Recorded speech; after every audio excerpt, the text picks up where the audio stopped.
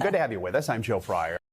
Anna Sellers, thank you for starting this Thanksgiving week with us. We're going to begin our show with the intensifying diplomatic efforts to end the war between Russia and Ukraine. On Sunday, U.S. officials, led by Secretary of State Marco Rubio, held talks with a high-level Ukrainian delegation in Geneva to discuss a 28-point peace plan that critics say favors Moscow. As the discussions began, President Trump injected new drama, raising the stakes. He accused Ukraine of showing, quote, zero gratitude for America's support. On top of that, Mr. Trump set a Thanksgiving deadline for Kyiv to accept the proposal. Despite all that, both sides did appear to strike a positive note during yesterday's talks, saying progress had been made over an updated and refined peace framework. Secretary Rubio summed up where things stand.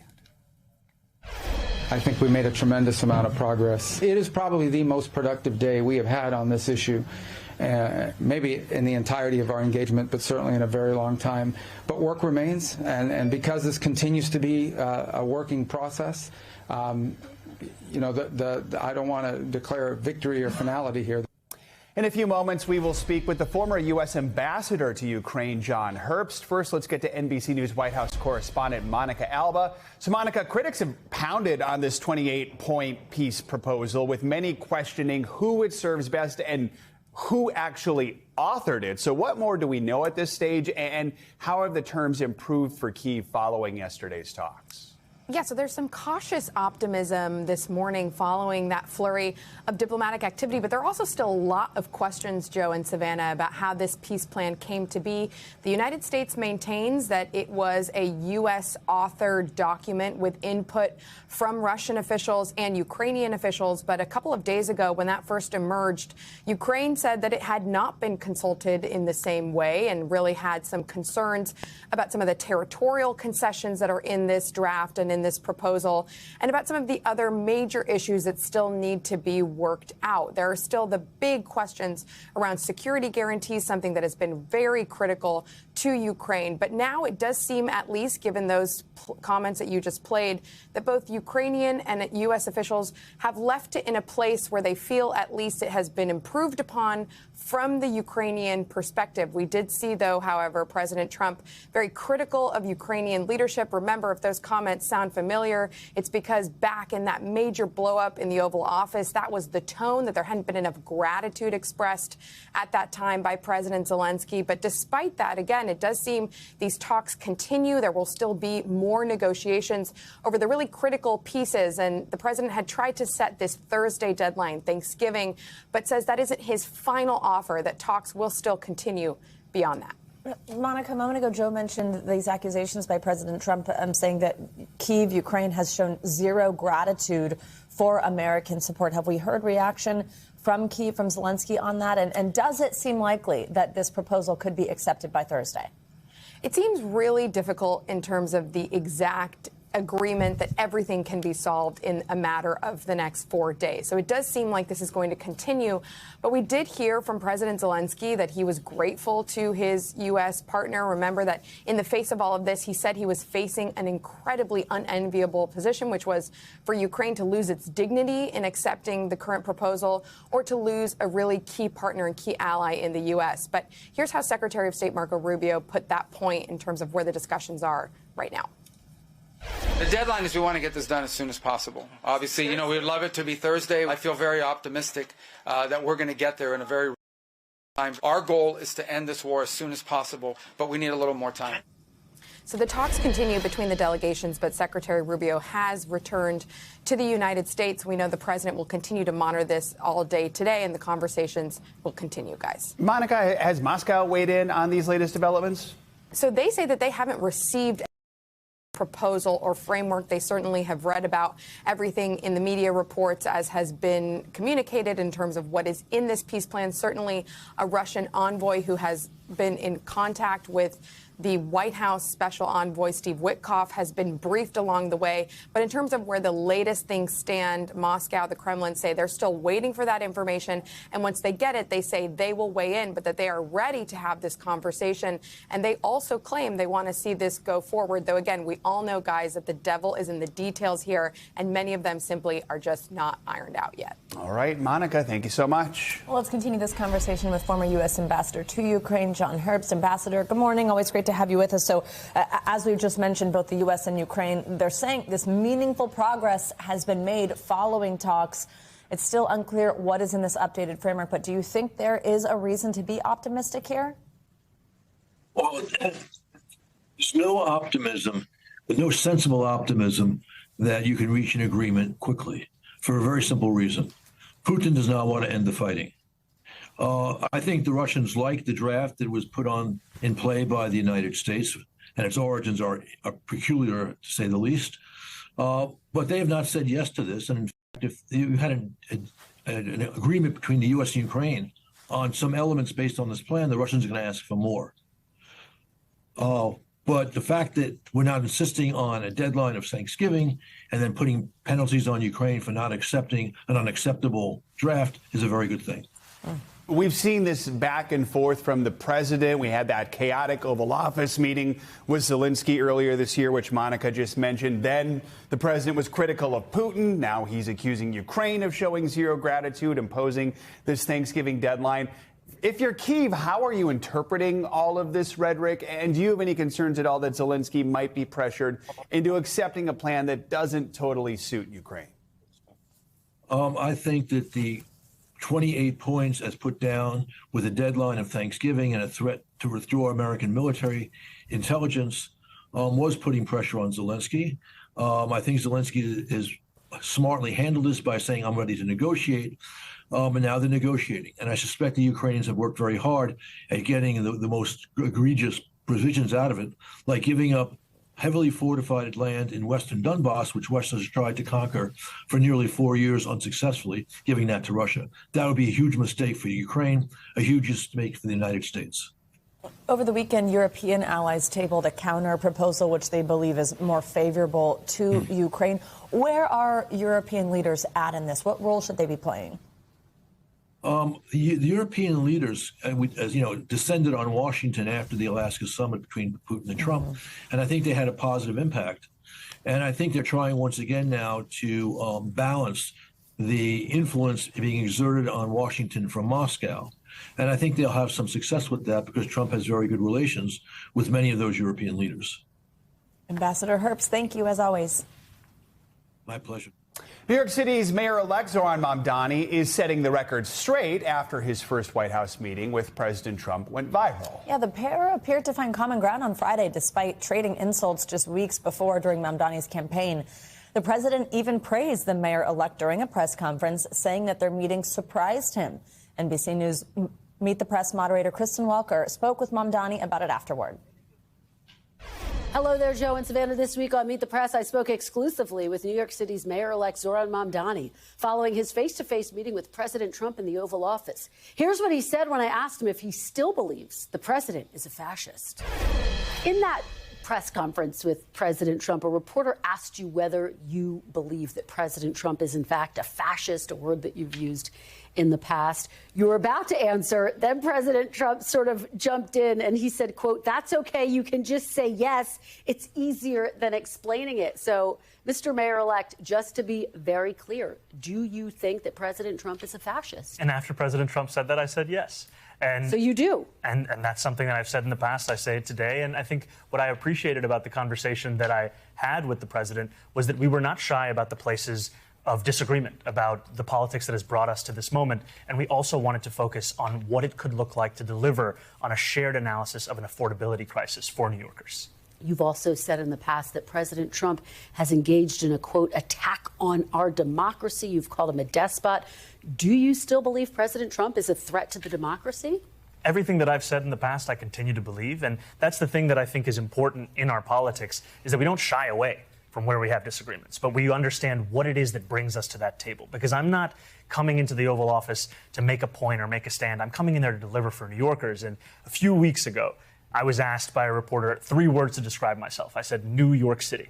And that's what animated that conversation. How do we deliver for the people of New York City?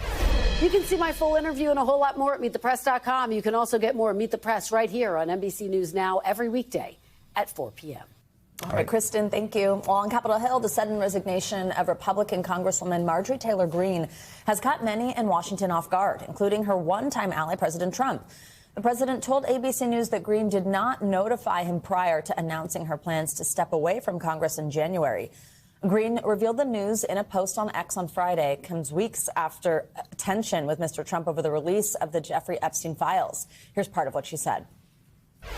Loyalty should be a two-way street. Standing up for American women who were raped at 14 years old, trafficked and used by rich, powerful men should not result in me being called a traitor and threatened by the President of the United States, whom I fought for. For more on this, let's bring in NBC News Capitol Hill correspondent Melanie Zanona. Mel, good morning. So the Congresswoman, she gave this pretty lengthy explanation about her decision to resign, referencing this fallout that she's had with President Trump. Tell us more about what she said and what do we think about her political future? Yeah, good morning, Savannah. This resignation sent a political earthquake through the GOP and through MAGA world. And yet it also wasn't entirely surprising because MTG had been increasingly criticizing both Trump and the GOP for months now on a variety of issues, especially the Epstein issue. And so I talked to a number of sources who were close to her, and they said she was really disillusioned with politics. And the reason is because she was one of Trump's biggest supporters in Congress, even after January 6th. She rallied by his side. And yet she was passed over for a job in the Trump administration. The White House talked her out of running for the Senate in Georgia, saying she would never win. And so she was just really fed up with politics. But the straw that broke the camel's back was the fact that last weekend, Trump came out and said he was going to unendorse her and potentially support a primary challenge, something we've seen play out in a number of other instances. But for her, though, that was a red line for her. She even referenced it in that really lengthy announcement. She said she doesn't want to put her district through a brutal primary or herself through that. She even referred to herself as a battered wife and said, I'm not going to put myself in this situation anymore. So in terms of her political future, there was some speculation that maybe she was going to try to run for president in 2028, or maybe she will now try to run statewide in Georgia now that she is a total free agent. I'm told, though, that she is, like I said, very jaded with politics and that right now running for president or anything is just not in her cards. Mel, yesterday, President Trump, he posted on Truth Social referencing this and saying that the Republican Party has never been so united as it is right now. Before he did single out a handful of Republicans, including Marjorie Taylor Greene. You can see here calling her Marjorie Traitor Brown, sort of a nickname for her there, calling them these exceptions. What do you make of the president's assessment there? How divided or not is the GOP right now? Well, I've covered Republican politics for almost 15 years now, so I've definitely seen it more divided and at a lower point before. But I will say this is the most divided I've seen the Republican Party in Trump's second terms. The Epstein issue was a huge divisive issue inside the MAGA world. Even though Trump eventually got behind the release of the Epstein files, he only did so once he realized he was about to face a massive revolt on the House floor. And then there's the issue of the trade war and how tariffs are starting to impact farmers in red states. We've started to see some senators and lawmakers push back on those. They've also said they're not behind the idea of sending out rebate tariff checks, something that the White House has been floating. And then there's a number of Republicans who are really uncomfortable with some of Trump's foreign policy, from the bailout of Argentina to these Venezuelan boat strikes. And so that is not a good position for the Republican Party to be in as they are about to address this really tricky topic of health care. There's a lot of division there, too. There's a looming cliff at the end of the year where these Obamacare subsidies are about to expire. And so they really are going to have to get on the same page if they're going to solve that issue. Absolutely. Mel, I do also want to ask you about something that we saw here from the Vice President, J.D. Vance, weighing in. This was on that video our viewers might remember from last week. A group of Democratic lawmakers made this, produced this, put it out on social. Here it is on your screen, urging active duty military members and intelligence personnel to defy what they had referred to as illegal orders. Well, in a post on X, J.D. Vance said, if the president hasn't issued illegal orders, then members of Congress telling the military to defy the president is by definition illegal. Walk us through the fallout that we've continued to see here over the weekend. Yeah, well, just to be clear, what that Democratic video was saying was that military members should defy illegal orders. And so clearly there's some back and forth here over what would constitute as illegal versus illegal in the minds of the administration. But these members, since putting out that video, have continued to face death threats. Just this weekend, Alyssa Slotkin, she's a Michigan senator, a Democrat, she received a bomb threat at her house. Now, thankfully, the Michigan officers who responded determined that there was no threat. It was just a hoax. No one was actually in any danger. But it is just an example of how Trump's heated rhetoric is having very real consequences. Alyssa Slatkin has been having to walk around with a United States Capitol Police security detail, and she is hardly alone in the type of threats and violent voicemails and all the incoming that these members are taking.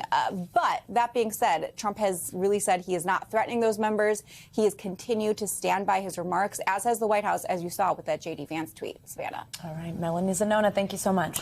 A man accused of helping that former Olympic snowboarder turned alleged drug kingpin is behind bars this morning. The Canadian Broadcasting Company reports that 32-year-old Rashid Pasqua Hussein was arrested Friday by the Royal Canadian Mounted Police. Authorities say he helped facilitate money laundering for the drug trafficking network that's allegedly led by ex-Olympian Ryan Wedding. Now, Wedding is still on the run, and officials believe he is being sheltered by drug cartels.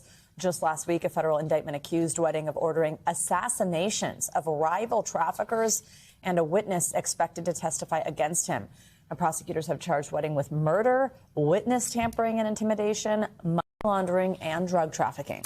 A record number of Americans expected to hit the roads and take to the skies this weekend ahead of Thanksgiving. Over the weekend, many of you already successfully landed at your holiday destinations. And if you still need to travel over these next few days, well, severe weather is in the forecast that could create some major travel troubles.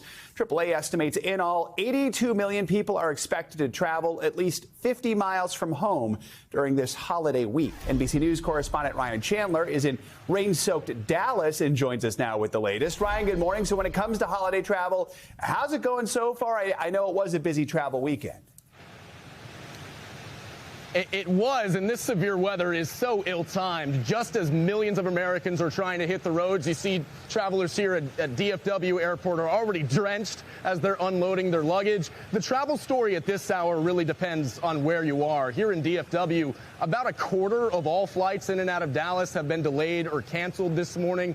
As this storm moves on, we do expect that to get better, but treat that as a bellwether for what could come. This storm's going to be sweeping over some of the busiest travel hubs over the next 2 days, from Memphis to Nashville, Atlanta, even all the way up to the East Coast. So plan ahead, get here early. We've already seen some trouble at JFK, for example. One of their terminals was temporarily shut down for a system outage. So certainly not what you want to see on this busy week, but travelers are hoping for the best anyway, Joe. Let's talk about something that I think a lot of travelers have on their mind, one specific hurdle, and that was whether there are any lingering effects from the government shutdown right now. So airlines are expressing optimism, right? Back to full capacity, even adding flights to deal with the demand. We've heard from TSA agents as well. I mean, they have this huge stressor after a month where they missed a paycheck because of the government shutdown.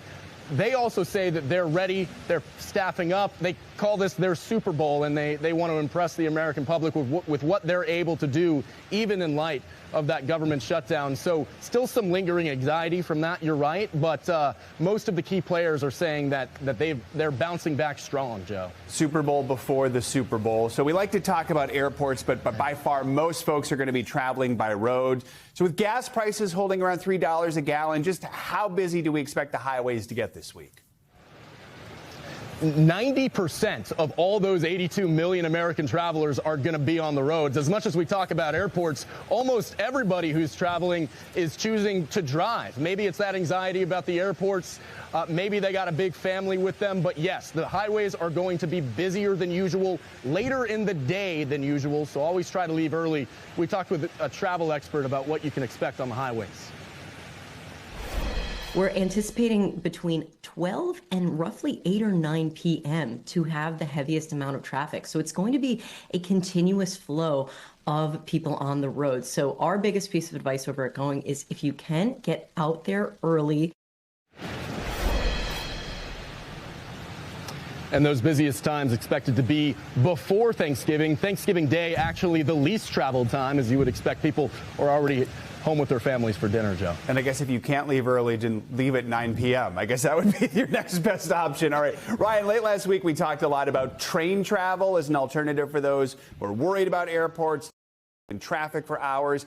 Amtrak says it has seen a record number of passengers so far this year, especially recently. Do we expect more people to travel by rail this week? Amtrak is seeing record booking numbers. Maybe it's all that anxiety about coming to airports. Their sales are up 8%. Even buses have a 17% increase in travelers, according to our friend Katie there with Going. So yes, people are leaning into alternate means of travel, whether that's by bus or rail, something that we wish we could do here in Texas, Joe. I mean, we're jealous up on the East Coast with your rail system. This is such a big state. I mean, I'm flying to Houston tonight. We'll see if I get off the ground. Who knows? Maybe this will encourage Texas to now build a rail system that gets you to all the major cities there. All right, Ryan. We're going to will it into existence. Ryan, thank you so much. Stay dry. Well, now let's get a check on your holiday travel forecast. That's the big wrench here, right, with meteorologist Andrea Romero. Hey, Andrea, good morning. Good morning, Joe and Savannah. And we do have a couple of storm systems that we're going to be watching today into the week that will be impacting the holiday travel for a lot of people. So today we do have the risk of some severe storms. We can see all that activity right now, that lightning that's falling close to Dallas at this time. We are expecting the risk of severe threat for this afternoon and the overnight hours. We're talking about 9 million people at risk for this severe weather, especially here in this area for parts of Texas, Louisiana, and even into Arkansas. Damaging hail up to 2 inches or greater, wind gusts of 60 miles per hour are possible, and a few tornadoes too could develop as this storm system continues to trek on towards the east. So we have a threat of severe weather extending from Texas to Mississippi, but we also have winter weather advisories up here through Idaho into Michigan, and that's due to this Clipper system that's going to be moving across today into tomorrow. The storm intensifies as it moves over the Midwest, and we are expecting, as this other storm approaches the Northeast, the Mid-Atlantic, we are expecting some rain and storms to develop tomorrow throughout the day, continuing into Wednesday. Wednesday, the rain will gradually taper off along the East Coast, but we do have some lake effect snow that will be developing in this area, and could bring a couple of inches, as even some feet of snow to parts of that location. As far as the rainfall, we're talking about 1 to 2 inches that could be falling across the Gulf states through Wednesday. And up here north, we can even see some over a foot of snow that could fall near the Great Lakes in parts of Wisconsin, Minnesota, even into Michigan. So today, here's our holiday travel weather. If you're heading out early, you're looking at sun and clouds along the East Coast. Obviously, those severe storms that likely cause some delays in Texas and in the Northwest. Could impact, obviously, travel across the roads as well, with that possibility of some flash flooding that can develop in that area. Wednesday, the rain will be more towards the eastern coast. We do have some snow and wind also impacting the Great Lakes region. Sunny skies will be present Wednesday in Dallas and in Texas, parts of Texas, while we are expecting the isolated delays in the southeast as front moves out of the region. Then for as far as impacts on the roads, it will remain rainy and snowy over the mountain passes in the North Rockies, so you want to take care on that. And there's that Thanksgiving Day forecast. We do have that lake effect snow, rain and wind in the Pacific Northwest, sunny and mild along the southeast. And of course, we're watching the wind forecast here in New York City. Balloon forecast. Yes, because temperatures are going to drop for Thanksgiving. And not only that, but we're having the winds. We're talking they're going to be near that threshold of 34 mile per hour wind gusts. So we have to see how far Buzz Lightyear flies. That's important. Okay, yeah, it might be low, could be high. We'll see. But last year it rained, so as long as it's not raining, I'll take it. Yes, it's going to be sunny and bright. That's so great. That'll be good for the parade. Thanks, Andrea. Exciting. We thank you for watching, and remember, stay updated on breaking news and top stories on the NBC News app or watch live on our YouTube channel.